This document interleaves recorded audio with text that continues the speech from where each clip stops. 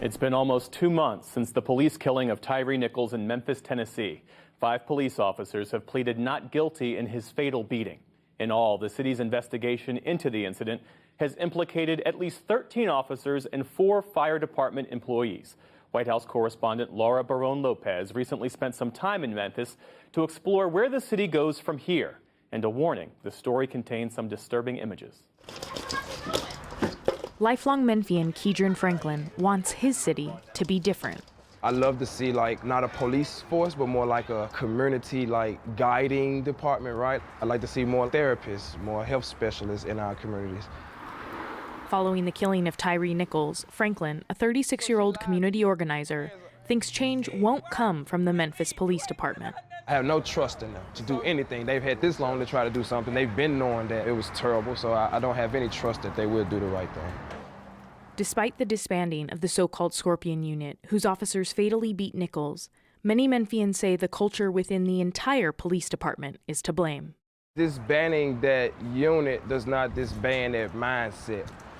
Many residents in Memphis are still processing the trauma of Tyree Nichols' death. From that pain is a new push in this city to change policing, but there are divisions over how best to achieve reform. Pastor Ricky Floyd, who's been shot and carjacked himself, doesn't want funds diverted away from police, especially when crime in Memphis is up by 1/3 over last year. A job that was once honored, celebrated, valued, and appreciated now are looked at in many people's eyes as the scum of the earth. And so I'm not for defunding the police officer. I am for reforming, revisiting, revitalizing, reviewing. Most of the people in Frazier don't even know this exists. In the North Memphis neighborhood that's home to his church, Floyd sees opportunity. It has a reputation of being one of the most economic deprived, low education, violent neighborhoods in the city of Memphis. We have a responsibility, instead of pointing the fingers, to dig roots in the dirt where we are and make something positive happen in our community. For Floyd, that means connecting community members to jobs and affordable housing. But it also means resisting the kinds of police reform that some Memphians want, like changes to traffic enforcement. They find real criminals by traffic violations. I would rather they pull me over and pull this other guy over who's gonna go do a crime. I'd rather lose that 5 minutes than for somebody else to lose their life. Last week, Memphis residents packed the chambers of City Hall as councilors advanced a series of ordinances aimed at combating police misconduct. Among them, improved transparency and data collection on use of force, limits on the use of unmarked cars, establishing an independent review of all police training techniques, and restrictions on certain kinds of traffic stops that are often pretextual. But some activists and residents want more. An end to all task forces and specialized units, like Scorpion. Even the firing of Saralyn C.J. Davis, the city's first Black female police chief. The police department declined our request for an interview.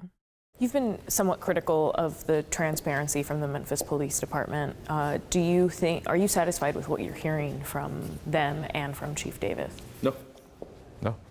City Council Chairman Martavius Jones says getting rid of the chief is premature.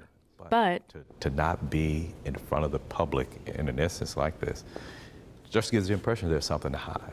People just want to be updated. The council wants to be updated on these things, and we haven't been adequately.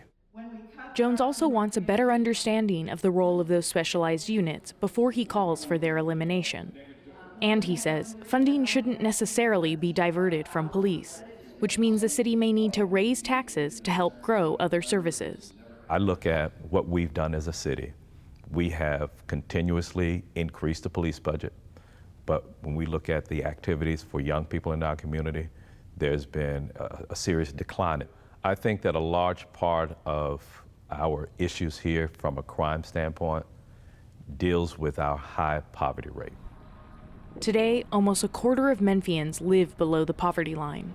And in this majority Black city, that number is even higher for people of color.